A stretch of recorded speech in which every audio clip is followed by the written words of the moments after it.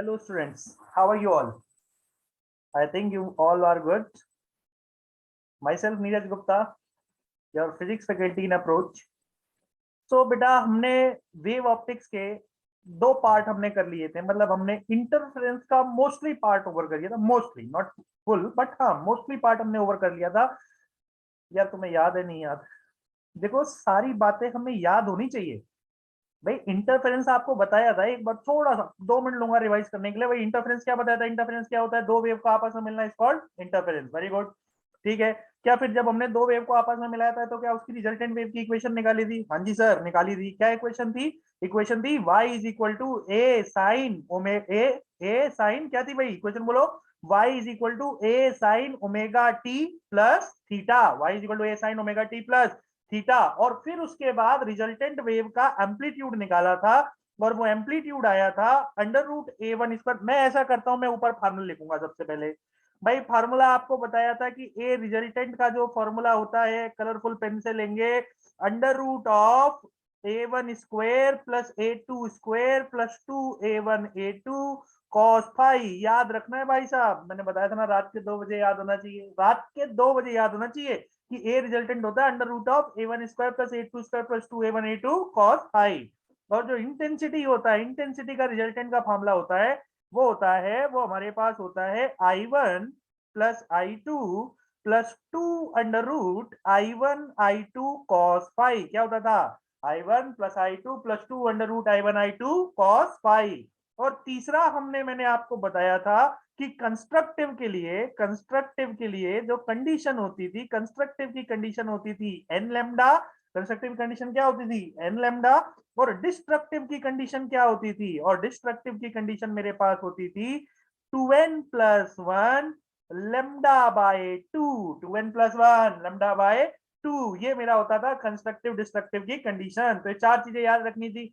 अच्छा जी ठीक है सर, समझ में आया? अरे यार आया नहीं आया? बोलो बात क्लियर है मेरी? कोई प्रॉब्लम, कोई दिक्कत? ठीक है। इसके बाद क्या मैंने वाईडीएसी बताया था और वाईडीएसी के भी कुछ फार्मूले लिए थे। हाँ जी सर लिए थे। वाईडीएसी का क्या क्या फार्मूला लिया था? वाईडीएसी का हमने स्लिट विड्थ का फार्मूला लिया था, बीटा सर आपने बताया था। और बीटा का फार्मूला था lambda D by D. Lambda D by D, बेटा डी क्या होता था यहाँ पर? डी होता है स्लिट और स्क्रीन के बीच की दूरी। इसको मैं ऐसा लिखता हूं, distance between slit and screen. Distance between slit and screen. तो भाई साहब ये स्लिट और स्क्रीन के बीच की क्या होती थी? ये स्लिट और स्क्रीन के बीच की दूरी होती थी। हाँ जी सर समझ में आया?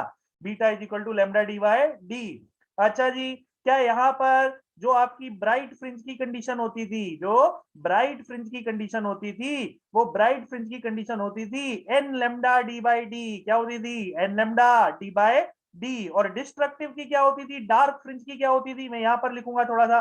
डार्क फ्रिंज की कंडीशन क्या होती थी? तो सर डार्क फ्रिंज की कंडीशन होती थी 2n+1 lambda D by 2d। Dark fringe की कंडीशन क्या होती थी? 2n+1 lambda D by 2d। तो बिल्कुल रटी होनी चाहिए, ये फार्मूले याद होने चाहिए, ऐसा समझ लो खेल सारा का सारा फार्मूले का है। तो बेटा आज मैं इस पे कुछ ना कुछ न्यूमेरिकल्स लेके चलूंगा, कुछ न्यूमेरिकल्स लेंगे। ये न्यूमेरिकल में कुछ बहुत इंपॉर्टेंट न्यूमेरिकल है, कुछ JEE type NEET type numerical है। तो बेटा ध्यान से इसको समझेंगे, इन क्वेश्चन को समझ में आएगा तो मैं और भी कुछ क्वेश्चंस नेक्स्ट वीडियो लेक्चर के अंदर कुछ ना कुछ नए क्वेश्चंस भी लूंगा जो कि मेरे वाईडीएससी से रिलेटेड ही होंगे। ठीक है चलो भाई, तुम्हें यहां तक आया नहीं आया? कोई प्रॉब्लम, कोई भी प्रॉब्लम है कमेंट डालो, तुम कमेंट डालो, कोई भी प्रॉब्लम है कमेंट डालो, और अच्छा लगे तो वो भी कमेंट डालो। ठीक है ना, कमेंट जरूर डालो भाई। ठीक है, और थोड़ा सा यार चैनल को सब्सक्राइब करो, मुझे बहुत सपोर्ट की नीड है आप लोगों की। तो अपने ग्रुप में जो भी आपका स्कूल का ग्रुप है, आप लोगों का दोस्तों का ग्रुप है, उसमें प्लीज मेरे चैनल को सब्सक्राइब करो। ठीक है ना, इस अप्रोच में हम और भी नई वीडियोस लेक्चर स्टार्ट करने वाले हैं 9 10 से रिलेटेड। ठीक है, 11 का भी अभी कुछ मटेरियल मैं डालूंगा, केमिस्ट्री का भी मटेरियल स्टार्ट कर दिया है। तो बेटा धीरे धीरे करके होगा, थोड़ा सा support, I need your support. ठीक है चलो भाई स्टार्ट करते हैं। सो क्वेश्चन क्या बोला गया? क्वेश्चन बोला गया, क्वेश्चन ध्यान से पढ़ेंगे। देखो यार न्यूमेरिकल करने के लिए क्वेश्चन ध्यान से पढ़ना, बाकी तो सब गया बाढ़ की बाढ़। मुझे क्या याद रखना है? मुझे क्वेश्चन कैसे पढ़ना है वो ध्यान रखना है। तो क्वेश्चन क्या बोला गया? द फेज डिफरेंस, पहला क्वेश्चन है the phase difference between two light waves reaching a point is pi by 2। Question क्या समझ में आया? Phase difference between the two light wave reaching a point is pi by 2, इसका मतलब हाँ जी सर फेस डिफरेंस कितना दिया है पाई बाय 2, ये क्वेश्चन से पता चला। तो पहले जो जो क्वेश्चन से पता चले वो नीचे लिखते जाओ। तो जी फेस डिफरेंस पता चला पाई बाय 2। अब बोला what is the resultant amplitude, मुझे रिजल्टेंट एम्पलीट्यूड निकालना है। If the individual amplitude are 3 mm and 4 mm, इसका मतलब कि इंडिविजुअल का एम्पलीट्यूड मतलब A1 आपको दिया है 3 mm और A2 आपको दिया है 4 mm। अब आपको तो रिजल्टेंट एम्पलीट्यूड निकालना है। अरे एकदम नकली है यार, ये तो कहानी खत्म हो गई इसकी। तो ये रहा रिजल्टेंट का फार्मूला करा रखा है आप लोगों को कि भाई ए रिजल्टेंट का फार्मूला मेरे पास क्या होता है, सिंपल। ए रिजल्टेंट का फार्मूला क्या होता है, under root of A1 square plus A2 square plus 2A1 A2 cos pi. हाँ जी ठीक है। A1 क्या हो गया, A1 हो गया 3 का स्क्वायर, A2 हो गया 4 का square, 2 into 3 into 4 into cos pi by 2। Cos pi by 2 क्या होता है, कॉस 90।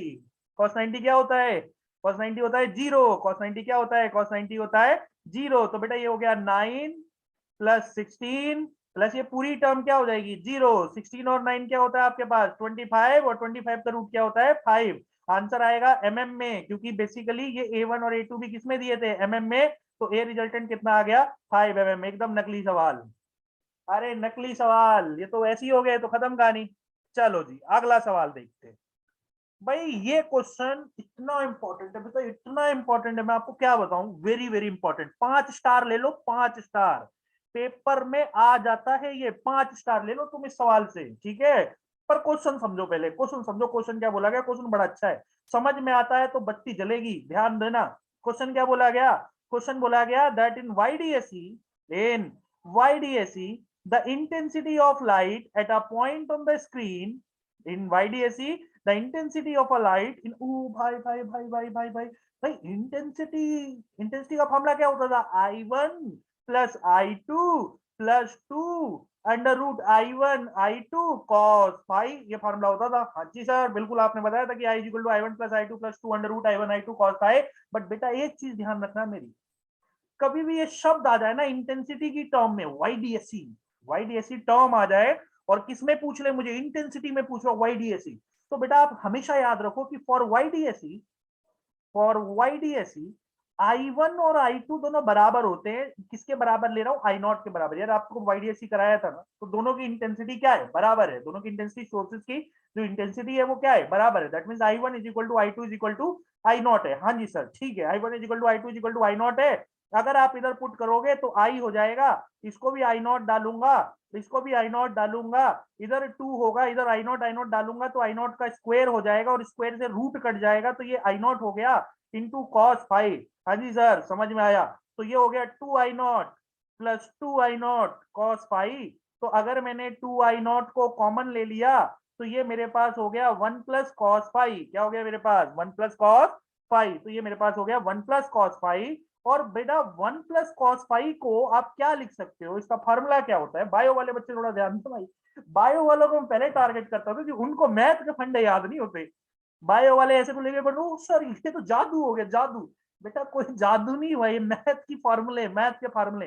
फिजिक्स आदि मैथ है, ध्यान दो इधर, रटना है इस चीज को, रट लो इसको कि 1 प्लस कॉस फाइव का जो फॉर्मूला होता है, 1 प्लस कॉस फाइव का फॉर्मूला होता है 2 cos square five by 2। JEE वाले बच्चों से मुझे कोई दिक्कत नहीं है, बट बायो वाले बच्चों से मुझे बहुत दिक्कत है, उनको ये फॉर्मूले याद करने में हालत खराब हो जाती है भाई साहब। तो 2 कितना हो गया मेरे पास, ये हो गया 4I0 cos square five by 2। आप चाहो तो इस रिलेशन को रट भी सकते हो, डायरेक्ट इस रिलेशन को रटो आप कि कभी भी इंटेंसिटी वाईडीएसई के लिए बोला जा रहा है, कभी भी इंटेंसिटी किसके लिए बोला जा रहा है, वाईडीएसई के लिए बोला जा रहा है। तो हाँ जी साहब इंटेंसिटी का फॉर्मूला होता है 4I0 cos square 5/2, 4I0 cos square 5/2। हाँ जी ठीक है, बात समझ में आई। चलो भाई आगे बढ़ते हैं, क्वेश्चन पे आते हैं। ये तो थोड़ा प्रैक्टिकल नॉलेज होगी तो बात हो गई कि भाई उसने इंटेंसिटी बोल दिया, वाईडीएसई बोल दिया, मेरे दिमाग में आ गया कि यार इंटेंसिटी वाईडीएसई के लिए तो ये फॉर्मूला होता है। ठीक है हाँ जी, पहले तो यही दिमाग में आ गया। अब आगे क्या बोला गया कि intensity of a light at a point on the screen where the path difference is lambda. जहां पर पाथ डिफरेंस कितना है, पाथ डिफरेंस लेमडा है, वहां पर इंटेंसिटी कितनी दी है, इंटेंसिटी आपको के दी है। ओ भाई पाथ डिफरेंस कितना है, लेमडा, तो इंटेंसिटी कितनी दी है आपको, के दिया है। इंटेंसिटी कितना दिया है, के। अब आप ये समझो, अब आप ये समझो कि भाई आपको फेस डिफरेंस और पाथ डिफरेंस का रिलेशन बताया था, नहीं बताया था, बताया था।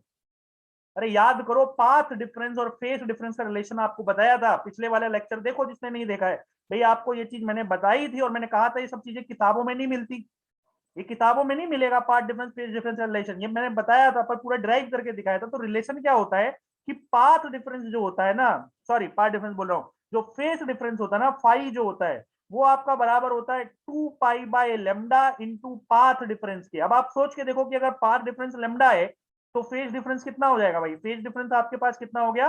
फेज डिफरेंस आपके पास हो गया 2π। फेज डिफरेंस आपके पास कितना हो गया? फेज डिफरेंस आपके पास हो गया 2π। तो हाँ जी, फेज डिफरेंस हमारे पास 2π हो गया। बोलो क्लियर है ये बात?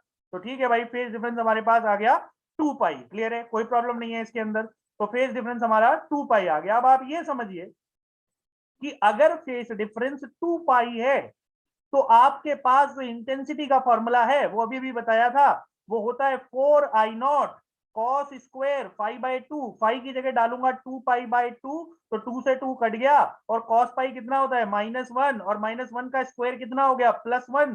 तो ये आपके पास आ गया 4I0, और इंटेंसिटी आपको कितना दिया है? के। ये तो मैंने गिवन इन्फॉर्मेशन से निकाला है बेटा कि के की के इज इक्वल टू क्या है? 4I0। ये तो मैंने किससे निकाला है? ये तो मैंने गिवन इन्फॉर्मेशन से निकाला है कि के मेरा किसके बराबर है? 4I0 के बराबर है। बट क्वेश्चन मुझे क्या बोल रहा है, आप ये समझो। क्वेश्चन बोल रहा है the intensity at a point where the path difference is λ/4। ये बताओ कि इंटेंसिटी क्या होगी? इंटेंसिटी क्या होगी जब पाथ डिफरेंस कितना होगा? λ/4। तो हाँ जी सर, कोई दिक्कत नहीं है। पाथ डिफरेंस मुझे λ/4 दिया है, इंटेंसिटी मुझसे पूछ रहा है, तो फेस डिफरेंस कितना दिया है? 2π/λ इंटू λ/4। लैम्डा ने लैम्डा को मार दिया, 2 से 4 गया, तो ये हो गया π/2। तो इंटेंसिटी क्या हो जाएगी? इंटेंसिटी हो जाएगी 4I0 कॉस स्क्वायर, π/2 डालोगे तो, और 2 नीचे पहले से भी है, तो क्या हो जाएगा? π/4। तो cos π/4 कितना हो गया? 1/√2। कितना हो गया? 1/√2। और इसका स्क्वायर करोगे तो कितना हो गया? 1/2। तो 2 से ये चला गया, तो ये मेरे पास कितना आ गया? 2I0।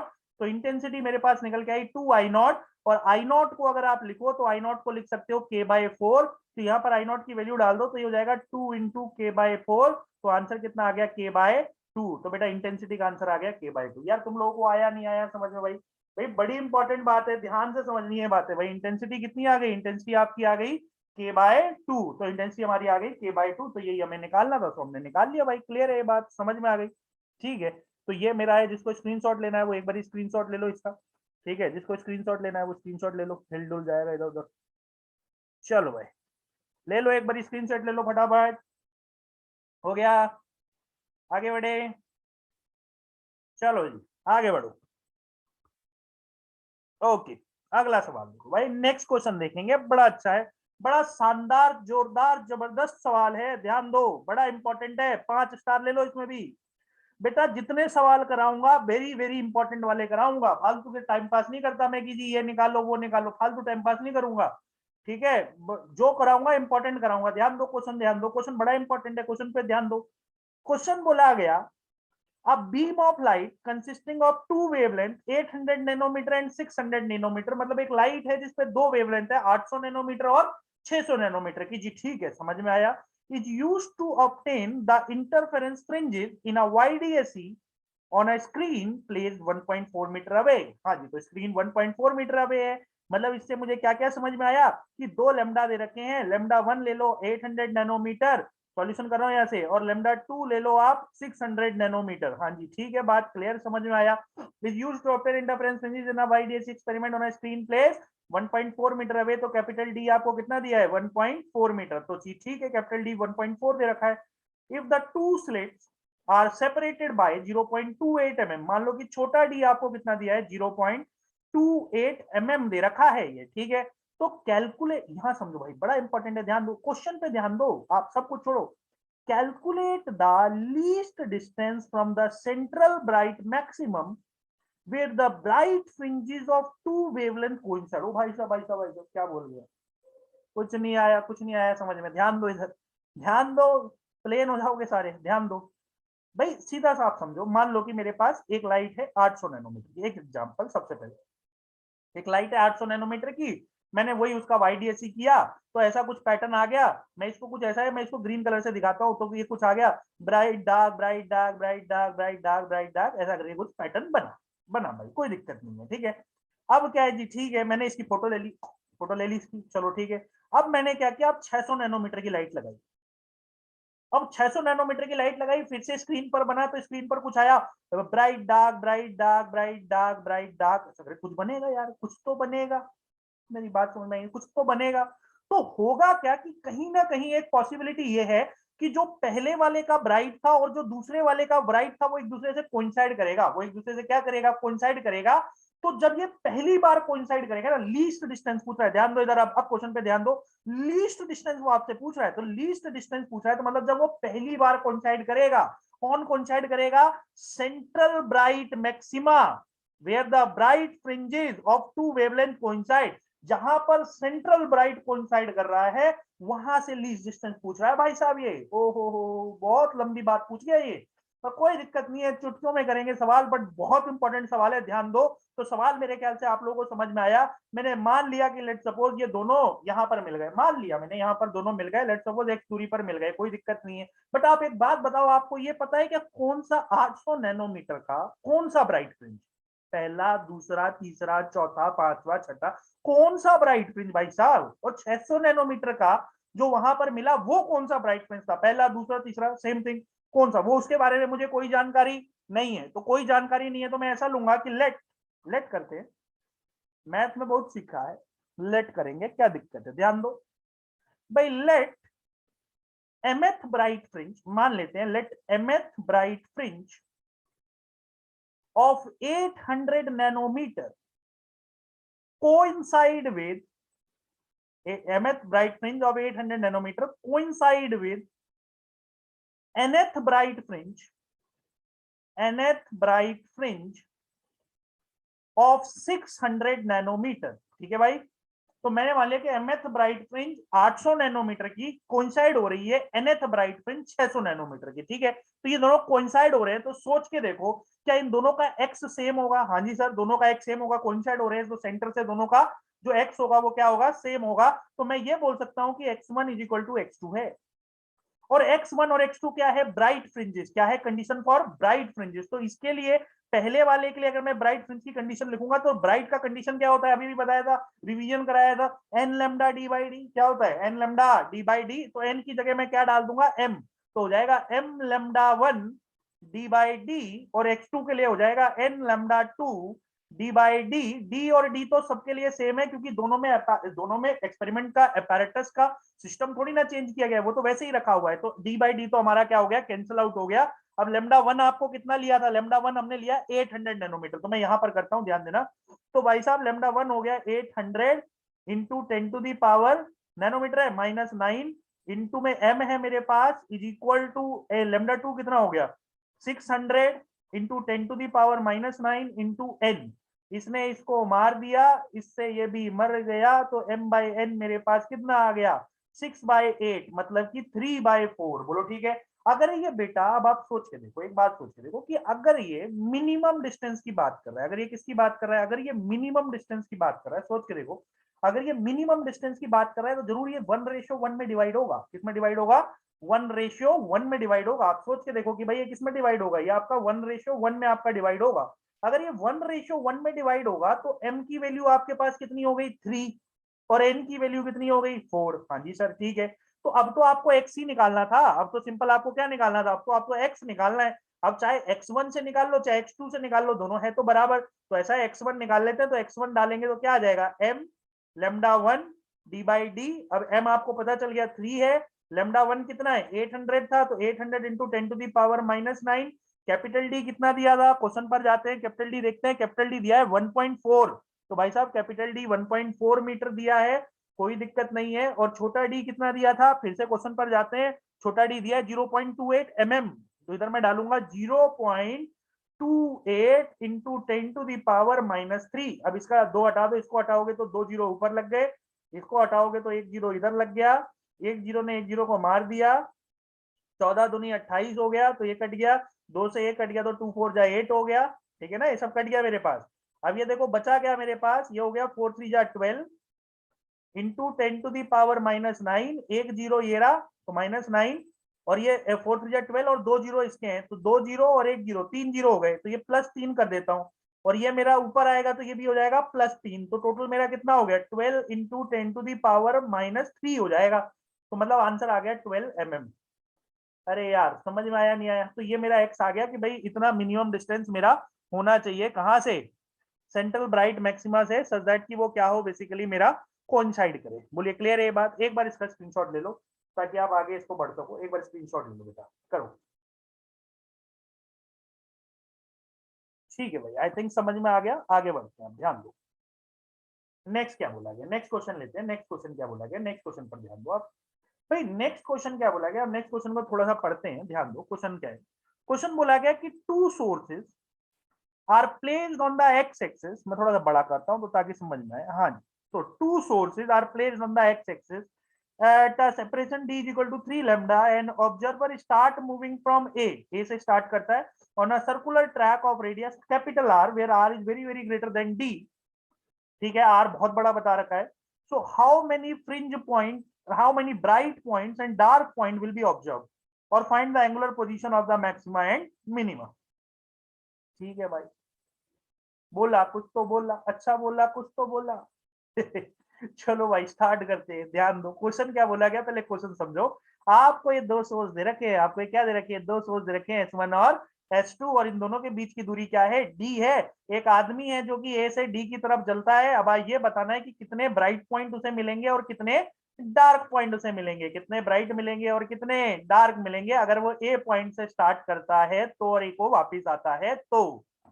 ठीक है जी, समझ में आया, कोई दिक्कत नहीं है। तो बेटा एक बात ध्यान दो, मैं ना थोड़ा सा यहां पर मैं फिगर को बनाता हूं ताकि आप लोगों को थोड़ा सा क्लियर हो। मान लो कि ये है मेरे पास, मेरा डायग्राम बहुत बेकार है,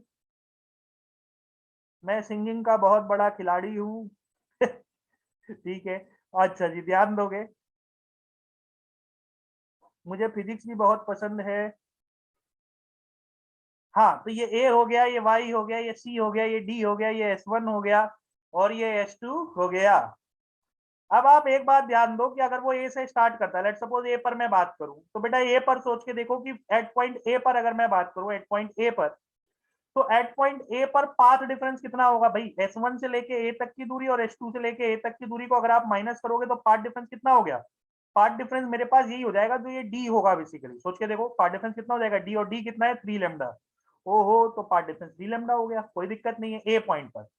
ऐसे ही जब आप वाई पॉइंट पर बात करोगे, एट पॉइंट वाई पर, एट पॉइंट वाई पर अगर मैं बात करूंगा बेटा, एट पॉइंट वाई पर, तो एट पॉइंट वाई पर जो आपका पाथ डिफरेंस हो जाएगा, सोच के देखो कि भाई S1 से लेके y तक की दूरी और S2 से लेके y तक इसकी दूरी, ये दोनों क्या है बेसिकली सेम है। तो S1 y is equal to S2 y है, तो पाथ डिफरेंस कितना हो जाएगा आपका 0। तो पाथ डिफरेंस का आपका हो गया 0, मतलब ये 0 हो गया और ये आपका 3 लेमडा हो गया। सिमिलरली ये 3 लेमडा होगा और ये 0 होगा। बोलो क्लियर है ये बात? ये बात तो क्लियर है ना कि भाई यहाँ पर पाथ डिफरेंस 0 है, ये 3 लेमडा है, ये 0 है, ये 3 लेमडा है। हाँ जी सर, समझ में आया नहीं आया? आया। ओके, अब आप एक बात ध्यान दो कि भाई जो मेरे पास कंस्ट्रक्टिव की जो ब्राइट फ्रिंज की कंडीशन होती थी, ब्राइट फ्रिंज कहाँ कहाँ फॉर्म होता था, अगर आपको याद हो तो ब्राइट फ्रिंज के लिए जो पार्ट डिफरेंस होना चाहिए वो एन लेमडा होना चाहिए, मतलब वो 0 होना चाहिए, लेमडा 2 लेमडा 3 लेमडा, ये सब मेरी कंडीशन होती थी ब्राइट फ्रिंज की। तो बेटा अगर ये 0 है, ये 3 लेमडा है, तो कहीं पर लेमडा बनेगा और कहीं पर 2 लेमडा बनेगा। ऐसे ही यहाँ पर भी लेमडा बनेगा, यहाँ पर भी 2 लेमडा बनेगा, ऐसे ही यहाँ पर भी बनेगा आपका 2 लेमडा, वो सॉरी लेमडा, और यहाँ पर भी बनेगा 2 लेमडा, यहाँ पर भी बनेगा आपका लेमडा और यहाँ पर भी बनेगा 2 लेमडा। हाँ जी सर, समझ में आया? ठीक है, तो बेटा अगर टोटल में गिनूं तो टोटल कितने ब्राइट बन रहे हैं, 1 2 3 4 5 6 7 8 9 10 11 12। हाँ जी, तो ब्राइट कितने बन रहे हैं, ब्राइट पॉइंट्स कितने हैं, ब्राइट पॉइंट्स हैं 12। तो ब्राइट पॉइंट जो मेरे हो गए वो हो गए 12। और डार्क पॉइंट के लिए डार्क फ्रिंज की कंडीशन का यूज करो। डार्क फ्रिंज की कंडीशन होती है कि पाथ डिफरेंस होना चाहिए 2n प्लस 1 लेमडा बाय 2, मतलब 0 डालूंगा तो लेमडा बाय 2, 1 डालूंगा तो 3 लेमडा बाय 2, 2 डालूंगा तो 5 लेमडा बाय 2, 7 लेमडा बाय 2 ऐसा चलेगा। अब आप सोच के देखो, अगर 7 ले लोगे तो 2 3 जा 3.5 लेमडा हो जाएगा। 3.5 लेमडा तो वही नहीं, तो ये तो नहीं बन सकता। तो ये कितना हो जाएगा, lambda by 2, 3 lambda by 2, 5 lambda by 2, मतलब 0 और लेमडा के बीच में लेमडा बाय 2, इसके बीच में एक और इसके बीच में एक, सिमिलरली इसके बीच में एक, इसके बीच में एक और इसके बीच में एक, ऐसे ही 1 2 3, 1 2 3, तो कितने हो जाएंगे, 3 6 9 12, तो कितने हो गए आपके 12। तो डार्क पॉइंट भी आपके कितने हो जाएंगे, डार्क पॉइंट भी आपके हो जाएंगे 12। बोलो क्लियर है मेरी बात? अरे समझ में आया, नहीं आया, कोई प्रॉब्लम? तो मेरे पास ब्राइट भी कितने हो गए 12 और डार्क भी मेरे पास कितने हो गए बेसिकली 12। बोलो क्लियर है ये बात? तो ब्राइट भी 12 और डार्क भी कितने हैं मेरे पास 12। कोई प्रॉब्लम नहीं है। तो यहाँ पर ये भी लिख देते हैं कि डार्क पॉइंट भी मेरे पास कितने हैं 12। तो भाई ये तो निकल गया मेरे पास ब्राइट और डार्क पॉइंट, मेरे पास निकल गया कि ब्राइट और डार्क पॉइंट मेरे पास कितने हैं। अब बेटा अगर आपको एंगुलर पोजीशन निकालनी है मैक्सिमा और मिनिमा की, कि भाई एंगुलर पोजीशन क्या होगी, देखो उसने क्वेश्चन में आगे बोला ना कि find the angular position of maxima and minima, तो मैं ना यहाँ पर बताता हूँ, थोड़ा सा ध्यान दो। यहाँ पर मैं ऊपर वाला पोर्शन मिटा देता हूँ, ऊपर वाला तो हो चुका है ना, तो ऊपर वाला पोर्शन में हटा देता हूँ। ओके ठीक है, ठीक है सर। पार्ट अब आप हमें ये बता दो कि भाई एंगुलर पोजीशन कैसे निकालेंगे। तो बेटा देखो एंगुलर पोजीशन कैसे निकालोगे, एंगुलर पोजीशन, क्योंकि उसने आगे सवाल पूछा है एंगुलर पोजीशन निकालने के लिए, एंगुलर पोजीशन। तो अब आप ये समझो कि एंगुलर पोजीशन कैसे निकालोगे, भाई पाथ डिफरेंस से निकालोगे ना आप, सीधी सी बात है। अगर आपको एंगुलर पोजीशन पूछा जा रहा है तो एंगुलर पोजीशन आप कैसे निकालोगे, पाथ से निकालोगे। तो कैसे, मान लो कि ये सर्कल है वही वाला, ये आपके पास क्या है, ये आपके पास H2 है और ये आपके पास क्या है, ये आपके पास S1 है। लेट सपोज मैं ऐसे ही ले लूंगा कि लेट सपोज कोई भी मैंने जनरल एक पॉइंट ले लिया, कोई भी पॉइंट मैंने ले लिया, let suppose P, let suppose कोई भी मैंने एक जनरल पॉइंट मैंने क्या ले लिया, P ले लिया, और ये मेरी ऐसे सेंटर से मेरी क्या हो गई, ये मेरी ऐसे सेंटर से मेरी क्या हो गई, ऐसे सेंटर से मेरे पास क्या हो गई, लाइन हो गई, ठीक है ना।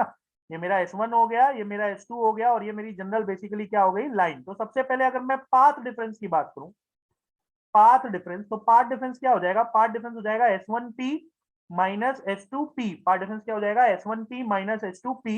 और ये S1P और माइनस S2P मैं करूंगा तो यही मेरे पास क्या है बेसिकली पाथ डिफरेंस।